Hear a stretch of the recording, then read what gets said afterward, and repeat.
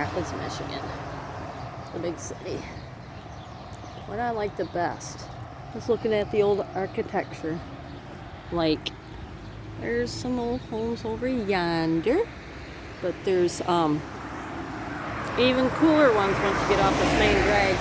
Some of these old houses, some of them turn into apartments, some of them are still houses. They're considered mansions. Very old, but yeah, these houses are mixed right in downtown like any old big city. I ate at Palio's Italian Ristorante last night. Thinking about getting a Mr. Pizza, but I'm just walking down here to remind myself what's here. That was a stain. There's Jimmy John's, those are everywhere. I'm gonna go past that. There's some bars and bar/restaurants and things down here that I checked out yesterday evening on my walk. Some people look like they're eating some really good sandwiches. It is about, I don't know, 25 after 5 right now. And the thing is, because of lack of help, like anywhere else, a lot of these businesses close at 2 and 3 o'clock. If you want a nice latte or something, you better get one before 2 or 2:30, because otherwise you aren't going to get one unless you can find a business that's open later. And my coffee, man. If I just get plain black coffee, it tastes so gross because I got COVID tongue. See? Right there. Caffeine. Right there. See? That's the name of the place. Caffeine with a K. But they're closed. They're closed. I'm going to have to hit that during the daytime, but we always go that way when we hit the hotel, because the hotel's behind me and the hospital's that way. We never go this way. I might go this way tomorrow just to get a coffee. Well, there is a bagel shop up that way though that has coffee, so it makes more sense. I'm just doing this. Oh, let me update you, my friends.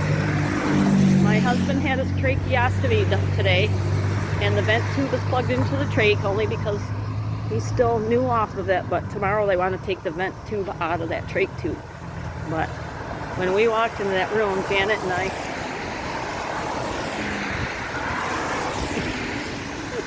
his eyes were open.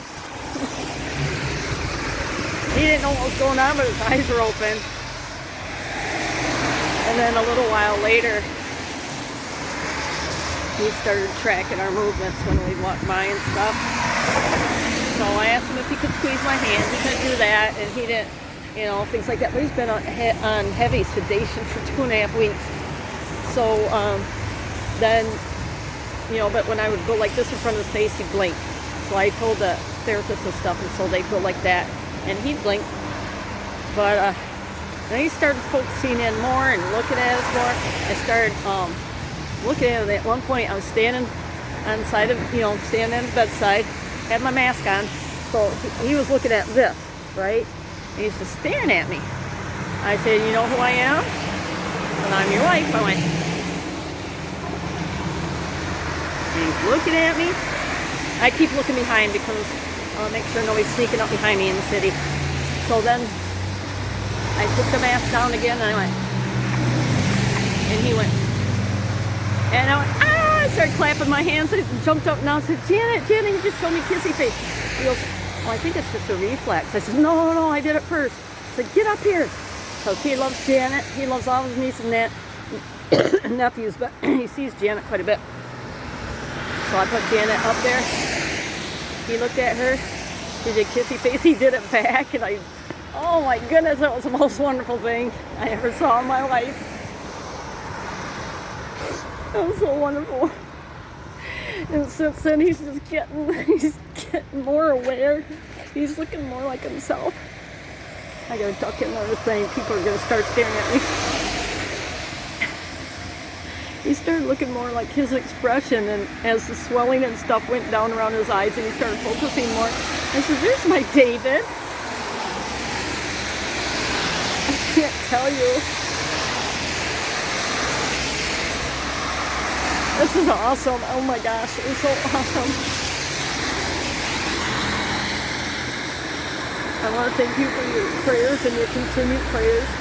He's got a long ways to go. He's going to go into long-term acute care after he gets out of the hospital. But you know what? I take what I get. I take every bit of it.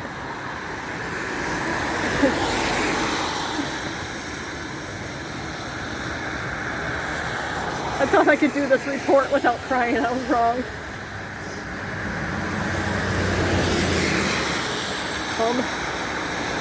They're taking him off some meds that they had him on before, like Seroquel. That's for anxiety. He's been on that for a while, but it can also cause fevers and it can make the body rigid. And he has some rigidity. He's had it for a while. His neck is rigid, so we have to be careful when we slide the pillow in and whatnot. But praise the Lord, he's getting better. Going off the Seroquel and some other stuff. So watching really good tonight for us. And hopefully get him up a little bit out of that bed tomorrow and get that vent tube pulled out.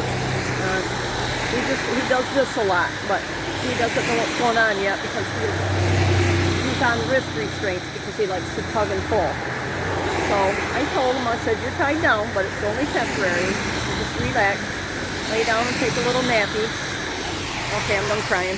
Okay, so Janet and I would stand in his bed and talk to him. Then we'd sit down and give him some quiet time. And he'd take a little cat nap.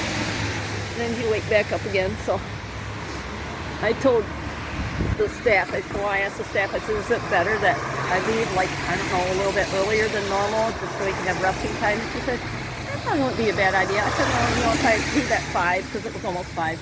And she said, yeah, that would be all right. And I said, I'll be back in the morning. And then when Janet and I went back in the room, and I stayed on for a little bit, and I left about 10 after, quarter after 5. And Janet said she's going to stay a little bit longer to sit quiet in the corner. I said, that's fine, honey. She said, that's what I like to do. I like to sit in the corner.